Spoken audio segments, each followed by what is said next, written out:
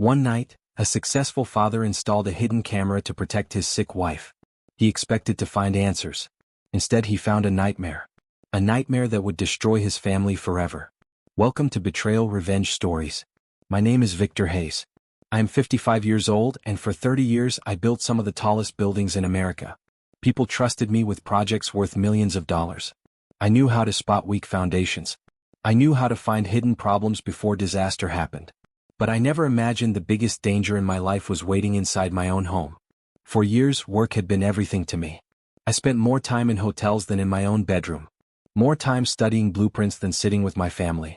I always told myself I was doing it for them. The money, the success, the security. I believed my wife and daughter understood. I believed everything at home was fine. I was wrong. Very, very wrong. 3 weeks earlier, I had been working on a huge skyscraper project. The job was nearly finished. For once, I was excited to go home. The next day would be my 26th wedding anniversary. My wife, Sophia, deserved more than another expensive gift. She deserved her husband. Still, I bought her a beautiful sapphire necklace. Maybe it couldn't replace all the missed birthdays and anniversaries, but I hoped it would show how much I loved her. That afternoon, I checked my phone. My daughter, Madison, had texted me earlier. "Everything is fine, Dad." But something felt strange. The last time we spoke, her voice sounded different. Cold, tight, almost nervous. I pushed the thought away. Then my phone buzzed. A missed call. A voicemail. It had been recorded at 3 o'clock in the morning. From Sophia's phone. A bad feeling rushed through my body. I pressed play. At first, there was only silence. Then I heard crying. Soft, broken, terrified. My heart started pounding. Sophia was crying. I knew her voice. I had heard it during hard times. But this sounded different. This sounded hopeless. Then I heard another voice. A low voice. A stranger. Someone who should not have been in my house. The message ended. I replayed it again. And again. Every time my fear grew stronger. By the time my plane landed, I could barely breathe. I rushed through the airport. My driver was waiting. Normally he drove me home. Not this time. "Give me the keys," I said. He looked surprised. But one look at my face was enough. He handed them over. I jumped into the SUV and sped away. Every minute felt like an hour. The voicemail kept replaying inside my head. Sophia crying. The stranger's voice. The fear. As I drove, I thought about our home security. Motion sensors. Cameras. Strong locks. Everything money could buy. Yet none of it made me feel safe anymore. Because what if the danger wasn't outside? What if it was already inside? When I finally reached our neighborhood, my stomach twisted. Something felt wrong immediately. Our house was dark. Too dark. Normally Sophia left lights on when I came home. Tonight, only one weak light glowed upstairs. I parked and ran to the front door. Then I froze. The door was unlocked. Sophia never left it unlocked. Never. I pushed it open. The house smelled strange. Medicine. Chemicals. Something cold and unpleasant. "Sophia?" I called. No answer. "Madison?" Silence. I walked deeper inside. Then I saw her. Sophia sat alone near the window. My heart broke instantly. She looked weak, thin, lost. Nothing like the strong woman I loved. I stepped closer. "Happy anniversary, sweetheart." I held out the roses. She stared at me, confused, scared, like she had never seen me before. "Who are you?" she whispered. The roses slipped from my hand. Petals scattered across the floor. My chest tightened. I grabbed her hand. It felt cold. Too cold. Then I noticed something. Bruises. Dark bruises around her wrist. They looked like fingerprints. As if someone had grabbed her hard. I stared at them. My mind racing. Before I could ask questions, I heard heels clicking across the floor. Madison appeared. She stopped when she saw me. For a moment, shock flashed across her face. "Dad, you're early." Something about her reaction bothered me. She wasn't happy to see me. She looked worried. Then she quickly smiled. A perfect smile. Too perfect. Before I could ask about the bruises, she spoke. "Mom has early Alzheimer's." The words hit me like a truck. "What?" Madison lowered her eyes sadly. "Doctors confirmed it." I looked back at Sophia. My wife stared into space. Lost. Confused. Broken. Madison continued explaining. The disease was progressing quickly. She had been handling everything herself. She didn't want to distract me while I worked. Then she showed me documents. Medical records. Treatment plans. medicine schedules. Everything looked official. Everything looked convincing. But something still felt wrong. A feeling deep inside my gut. The same feeling I got when a building inspection looked perfect on paper but dangerous in reality. I looked again at Sophia. At the bruises. At the fear in her eyes. Nothing fit together. Madison quickly guided Sophia toward the stairs. "Don't upset her, Dad. She needs rest." Sophia glanced at me. For 1 second I thought she wanted to say something. Then she looked down and followed Madison upstairs. I stood alone in the living room. The roses still scattered on the floor. And for the first time in my life, my own house felt unfamiliar. That night, Madison informed me that my things had been moved to the guest room. Apparently Sophia needed a stable sleeping environment. I didn't argue. But I didn't sleep either. Something was wrong. I could feel it. Near midnight, I started reviewing the medical documents. Then my blood ran cold. The doctor's name. I recognized it immediately. Dr. Raymond Cole. 5 years earlier, I had exposed him for falsifying reports. He was corrupt. A liar. A man who would do anything for money. Yet somehow he was now treating my wife. I stared at the paperwork. The cracks were getting bigger. Around 2 in the morning, I heard movement. Soft footsteps. Quiet. Careful. I opened my door slightly. Madison was walking down the hallway. She wasn't carrying medicine. She wasn't turning on lights. She moved like someone trying not to be seen. Then she entered Sophia's bedroom. The door locked behind her. I waited. 5 minutes. 10 minutes. 20 minutes. 30 minutes. 40 minutes. Finally the door opened. Madison stepped out. Then she saw me. For a split second, panic flashed across her face. "What were you doing in there?" I asked. Her expression hardened. Instantly. The sweet daughter disappeared. A stranger stood in front of me. I was helping Mom. "For 40 minutes?" She crossed her arms. "You wouldn't understand." I stared at her. The anger in her eyes shocked me. Then she pulled out a document. "This says your presence causes stress. If you interfere with her treatment again, I can have you removed." Removed? From my own house. I looked at my daughter. And realized I barely knew her anymore. The next morning, after Madison left the room, I searched the kitchen trash. I felt ridiculous. A successful businessman digging through garbage. But I needed answers. And what I found terrified me. There was a receipt for a powerful paper shredder. Purchased the day I left town. There were collection notices demanding huge payments. Gambling debts. Massive gambling debts. Then I found empty medicine containers. Not Alzheimer's medication. Strong sedatives. My hands trembled. Why would Sophia need these? The pieces started connecting. And every piece made things worse. Later that morning, I helped Sophia into the garden. Away from Madison. Away from the house. Away from the medicine smell. Sophia moved slowly. Weakly. As if all her strength had been drained away. Then suddenly her legs gave out. She collapsed. I barely caught her. Tears filled my eyes. This wasn't normal. Nothing about this was normal. I helped her sit on a bench. Then something amazing happened. For a brief moment, clarity returned to her eyes. She looked directly at me. "Victor." My heart stopped. She knew me. She actually knew me. I grabbed her hands. "Sophia." Tears rolled down her cheeks. "Please. Make it stop." Then the fog returned. And she was gone again. But those 3 words changed everything. Because sick people ask for help. Prisoners ask to be set free. As I lifted her, I felt something hidden inside her dress. I carefully pulled it out. A tiny digital recorder. Broken. Crushed. Destroyed on purpose. Someone didn't want Sophia recording anything. Someone had found it. And someone had made sure it would never work again. That afternoon, I visited Dr. Raymond Cole. I wanted answers. Real answers. The clinic looked expensive. Fancy. Private. Too private. When I finally met the doctor, he repeated the same story Madison told me. Aggressive Alzheimer's. Rapid decline. Unfortunate situation. I listened carefully. Then I asked for the original test results. His smile disappeared. There was a server problem. A lie. I knew it immediately. I had heard similar lies from dishonest contractors for decades. When the meeting ended, I pretended to leave. But then I saw something. Madison. She entered through a private side entrance. Not the main lobby.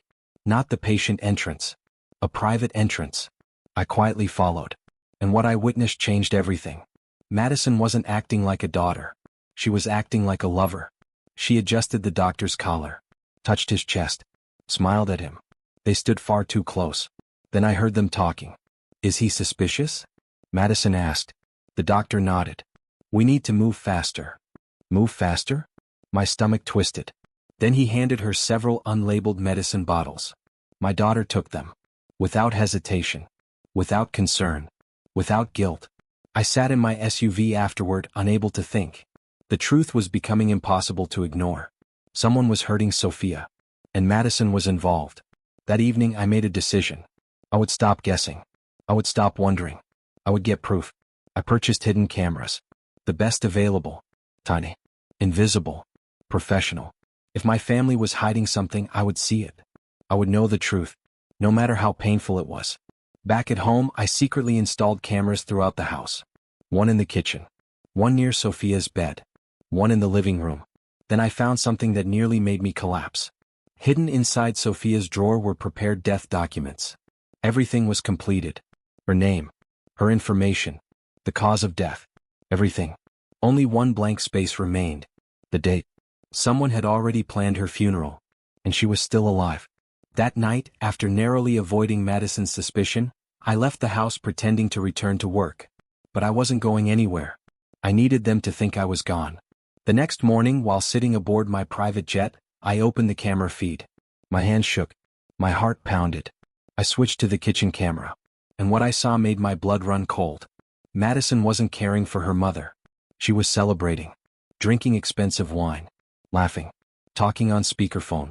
Then a familiar voice answered. The same voice from the voicemail. A man named Eric Nolan. A man I had fired years earlier. They discussed money. Deadlines. Plans. Then Madison opened a hidden compartment. She removed several pills. Crushed them into powder.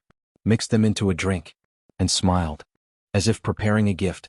Not poison. A gift. I stared at the screen. Unable to breathe. Unable to look away. Then Madison picked up the tray. And started walking towards Sophia's bedroom. I watched in horror as the door slowly opened. And I realized I was about to witness the truth I had feared all along. Madison carried the tray into Sophia's bedroom. I sat frozen in my private jet, staring at the camera feed. My wife looked weak. Barely awake. Barely aware. Madison sat beside her bed and smiled. It was the same smile I had seen thousands of times while raising her. But now it looked different. Cold. Empty. Dangerous. She lifted the cup towards Sophia's lips. Sophia pulled back slightly. It tastes strange, she whispered weakly. For a second, hope flickered inside me. Maybe Sophia knew something was wrong. Maybe she would refuse it. But Madison quickly leaned closer. It's your medicine, Mom. The doctor changed the formula. You need it. Her voice sounded gentle. Loving. Caring. Yet I had just watched her crush pills into that drink. I knew exactly what she was doing. Sophia hesitated. Then slowly drank. Every swallow felt like a knife stabbing into my chest. I gripped the armrest so tightly my fingers hurt. I wanted to scream. I wanted to stop it. But I was hundreds of miles away. Forced to watch. Forced to wait. After Sophia finished the drink, Madison stroked her hair. Anyone watching would think she was a devoted daughter. A daughter caring for a sick mother. But I knew the truth. The camera knew the truth. And soon everyone else would too. Within minutes, Sophia became weaker. Her eyes struggled to stay open. Her head leaned back against the pillow. Her breathing slowed. Madison stood over her. Watching. Studying. Like a scientist observing an experiment. Then she adjusted a white noise machine beside the bed. A soft hissing sound filled the room. The machine would hide cries. Hide conversations. Hide fear. My daughter had created a prison. And my wife was trapped inside it. A few minutes later, movement appeared near the balcony. A man stepped into the room. Eric Nolan. The man I had fired years ago. The same man from the voicemail. The same man helping destroy my family. He walked inside without fear. Without guilt. Without shame. As if he owned the place. Madison smiled when she saw him. Not the smile of a partner. The smile of a co-conspirator. The smile of someone sharing victory. Is she asleep? Eric asked. Madison checked Sophia's pulse. The medicine is working. She won't remember anything. My stomach twisted. Then Eric pulled out legal documents. Property records. Trust papers. Financial statements. I stared at the screen. They weren't discussing healthcare. They weren't discussing treatment. They were discussing inheritance. Money. Assets. My entire estate. Everything I had spent decades building. Everything Sophia and I had worked for. It wasn't about caring for her. It was about collecting after she died. Then Eric opened a small case. My blood froze. Inside was a syringe. He held it carefully, almost proudly. "There are only 10 days left," he said. "Then we're rich." The cabin around me suddenly felt too small, too quiet, too far away. I knew exactly what I was looking at. They weren't waiting for Sophia to die. They were planning to kill her. 10 days. That was their timeline. 10 days until my wife disappeared forever. I grabbed my satellite phone immediately. There was only one person I trusted. Special Agent Rachel Stone. Years earlier we had worked together during a major fraud investigation. She answered on the second ring. I didn't waste a second. "Rachel. My wife is being murdered." Silence. Then her voice became serious. "What do you have?" I sent her access to the camera feeds. Minutes later she called back. The shock in her voice told me everything. "I see it. My God." The FBI already had an open investigation involving Eric Nolan. Money laundering, financial crimes, international fraud. The evidence from my cameras connected everything. For the first time we weren't guessing. We had proof. Rachel immediately started organizing a response. But there was a problem. If police cars appeared outside my house, Madison might panic. And panic could get Sophia killed. We needed precision. We needed timing. We needed surprise. The next few hours felt endless. I watched every camera, every room, every movement. Madison acted normal, prepared meals, made phone calls, played the role of loving daughter. But now I saw through every performance. Every smile was fake. Every touch was manipulation. Every act was part of a plan. Then I heard something that nearly made me throw the tablet. Madison and Eric started discussing funeral arrangements. Funeral arrangements. While Sophia was still alive. They discussed flowers. Yes, cremation. They wanted the body destroyed quickly. No evidence. No investigation. No questions. Everything had been planned. Every detail. Every step. The cruelty was unbelievable. Yet somehow it was real. Hours later my plane finally landed. Federal agents were already waiting. Rachel met me at a private terminal. Her face looked grim. "We move tonight." I nodded. There was nothing else to say. The operation happened fast. Very fast. Agents surrounded the property. Medical teams waited nearby. Everyone knew their role. Everyone knew the stakes. Inside the house, Madison and Eric believed they were winning. They had no idea the walls were closing in. The signal came. Agents moved. Doors burst open. Shouts echoed through the house. Chaos exploded everywhere. I ran straight upstairs. Straight to Sophia. Nothing else mattered. The bedroom door was locked.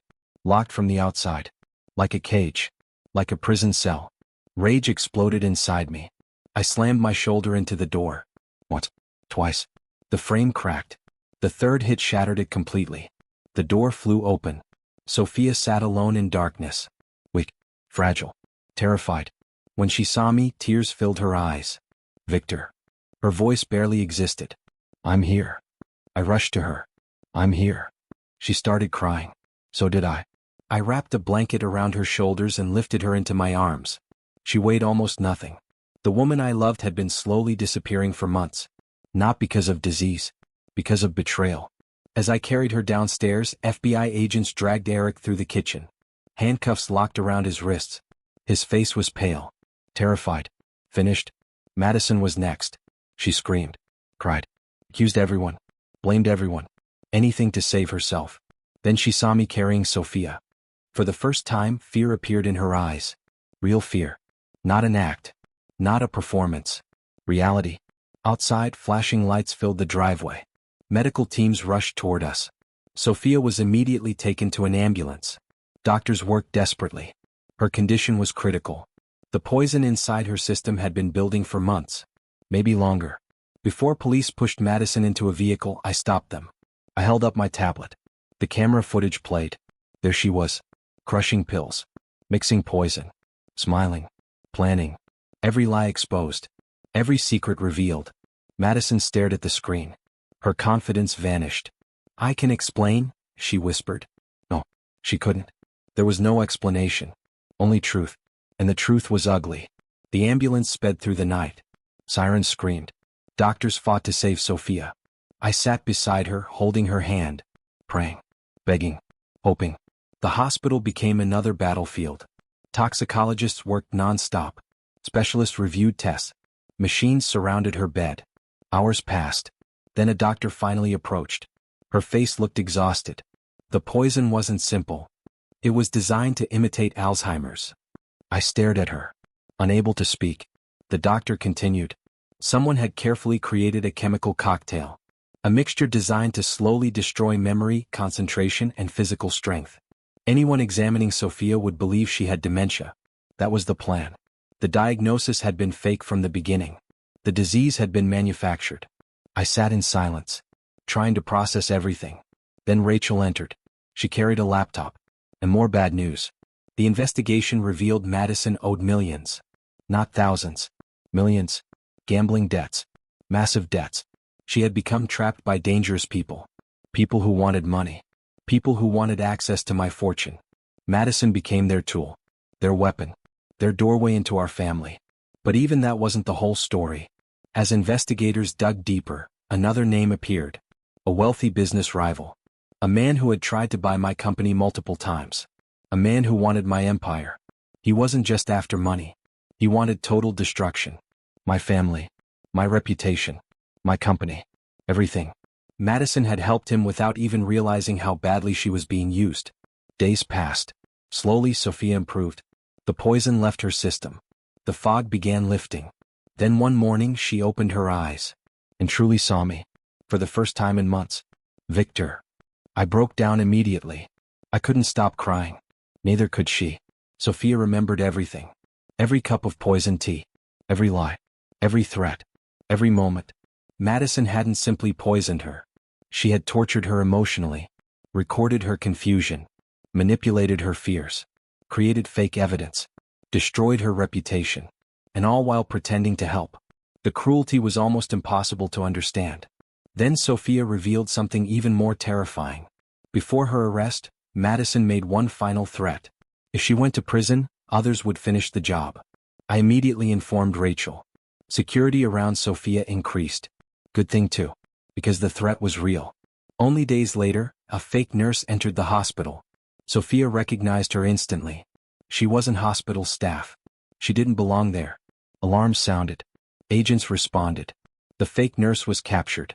She was a professional assassin. Hired to finish what Madison started. The danger hadn't ended. But now we were ready. Weeks later, I visited Madison in jail.